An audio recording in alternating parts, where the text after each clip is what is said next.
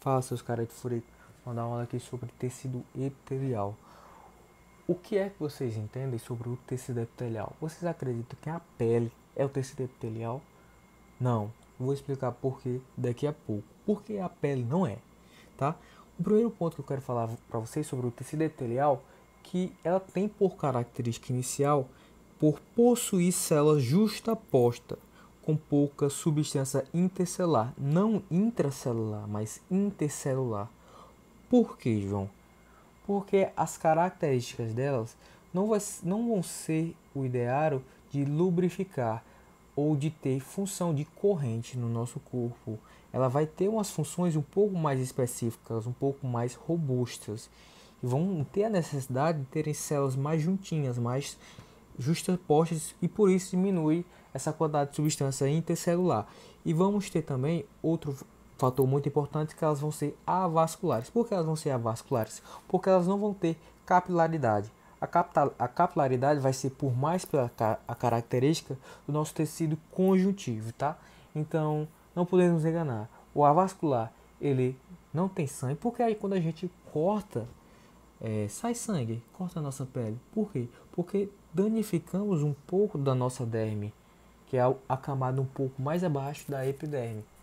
Entende? Que a epiderme, que é sim a característica do tecido epitelial, que é a parte superior da nossa pele, né? Entre aspas.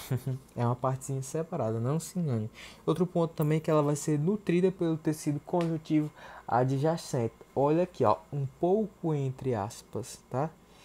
Vai ter sim certos entre aspas, muito entre aspas, vão ser alguns vasozinhos que vai chegar até a nossa membrana basal. Não se engane, até a nossa membrana basal.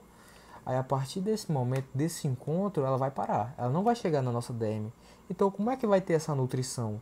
Como é que a derme vai nutrir o nosso tecido epitelial? Por difusão. Vamos ter a difusão para aí a partir daí vai ter a nutrição da nossa derme, da nossa epiderme, perdão.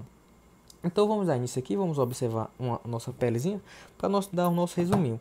Vamos ter aqui na parte de, vamos ter a nossa divisão, vai ter a camada mais superior, que vai ser a nossa epiderme. Aqui vamos fingir que é uma, fingir não, é a nossa pele. Vamos ver aqui que é a nossa, isso aqui é nojento, com gastura. Vamos ter a nossa epiderme, essa partezinha pretinha daqui de cima, ó. Você pode ver que ela é toda, que ela tem umas ramificações e tal. Tá vendo? Ela é um pouquinho mais compridinha. E vamos ver aqui essa partezinha pretinha aqui, ó, que ela vai ser a nossa membrana basal. E qual vai ser a função da membrana basal? Ela vai ter uma função de impedir o contato do tecido epitelial com o tecido conjuntivo, né, que vai ser o nosso tecido sanguíneo. Só que um pouquinho mais abaixo, vamos ter o tecido adiposo, que não vai estar presente na nossa imagem. Vamos ter também o tecido adiposo, que ele vai estar presente na hipoderme. E essa partezinha aqui que vamos ter também, ó, essas manchinhas, pode ver que tem algumas manchinhas aqui, elas vão ser os nossos melanócitos. Já já eu vou falar um pouco sobre os melanócitos. Vamos falar um pouco mais sobre a questão superior aqui, vamos de cima para baixo. Ó, vamos ter a nossa epiderme, que vai ser a parte superior da nossa pele. Como eu já falei para vocês, ela é nutrida por difusão pela nossa derme, tá? Nossa derme, ela vai fazer a nutrição a partir de difusão da nossa epiderme. Só que vamos ter algumas certas características, como assim? As células que vão estar presentes na nossa epiderme, elas têm características de serem achatadas e queratinizadas, e elas são pouco mais fracas. Como assim, ó? Essas que vão estar aqui superior, nessa camadinha, ó. Você pode ver que é um pouco mais comprido. Essas que vão estar bem aqui em cima, ó, bem aqui nesse topozinho, elas são fracas, elas não conseguem serem nutridas pela derme. Por quê? Por causa da distância, ela não consegue ter a troca gasosa e a troca de oxigenação com a nossa derme. A derme, ela vai nutrir essa parte mais embaixo. Você pode ver que vamos ter algumas substâncias, alguns nutrientes que vão estar aqui estabelecidos. Tá vendo? A amarelinha é tudo nutriente aqui. E vai estar na nossa epiderme. E essa camada superiorzinha aqui, eu tô falando gastura de ver essa foto, ela vai morrer. Então vamos ter aqui nesse local constantes multiplicações mitóticas, porque essa parte aqui ela vai ser substituída constantemente, tá?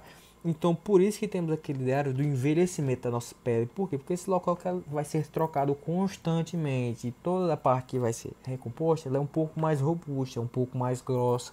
Ela é um aspecto mais velho, podemos dizer assim, porque essa parte que sempre vai sendo substituída e vai morrendo.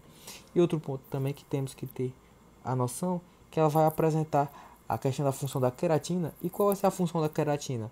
Ela vai ter a função de ser uma barreira mecânica e hipermeabilizante, ela que vai proteger a gente e tipo de a gente não cortar tão fácil nossa pele. Se você passar a unha no seu braço, você vai ver que não é tão fácil assim cortar o seu braço, entendeu?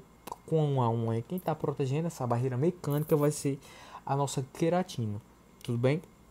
Outro ponto, vamos descer aqui um pouquinho, ó. Já falei sobre a membrana basal para vocês.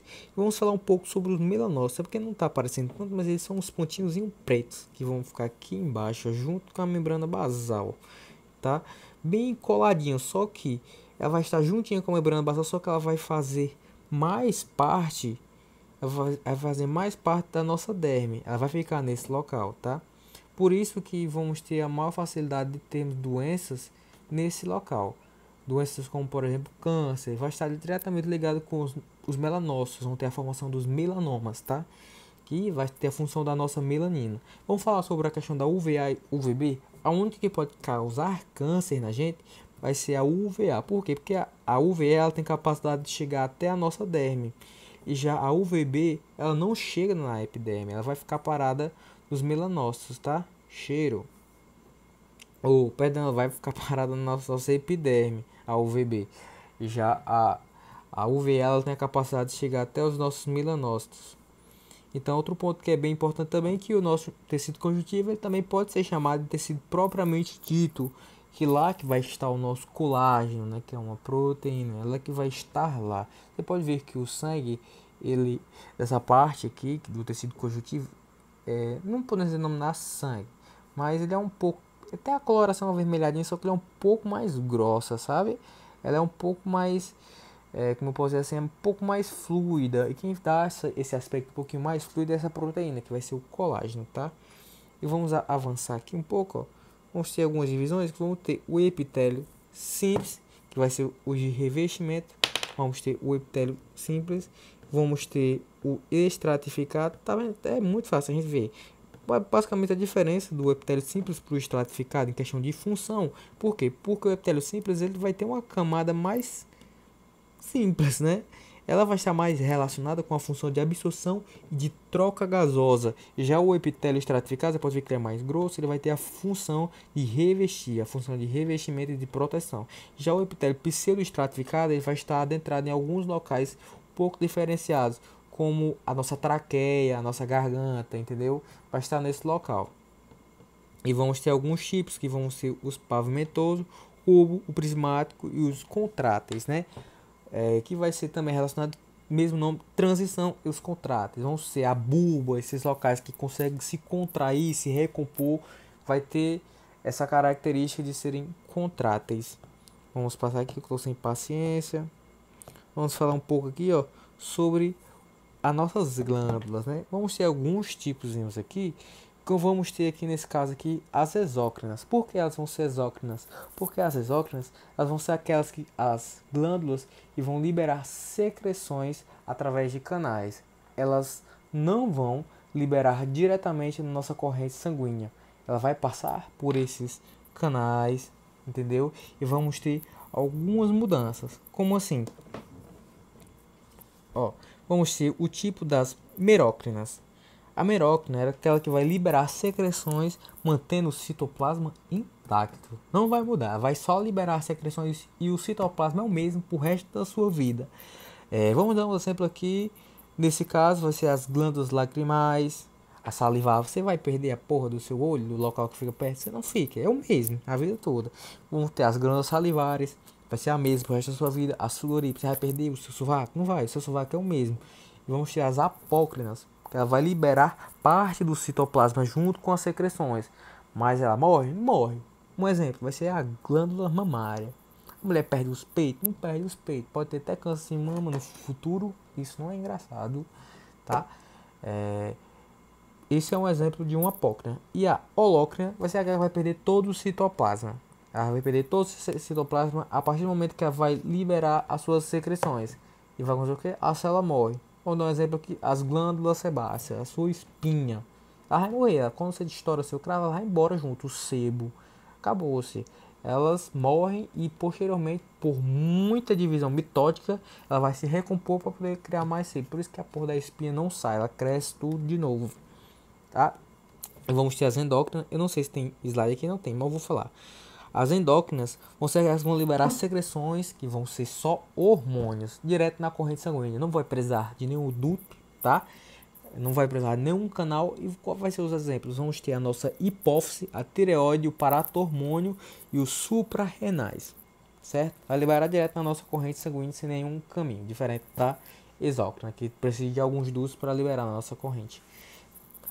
Aí vamos ter a mista e a ou anfícrina, né? O nome dela pode ser esses dois. Ela vai ter a função dupla, ela vai ter função exócrina e vamos ter a função endócrina. Vamos ter, por exemplo, o pâncreas, né? Ele vai ter um exemplo da insulina, que vai ser uma função que vai ser diretamente ligada à nossa corrente sanguínea, que vai ter uma função endócrina. Vamos ter o suco pancreático, que o suco pancreático vem do pâncreas, né?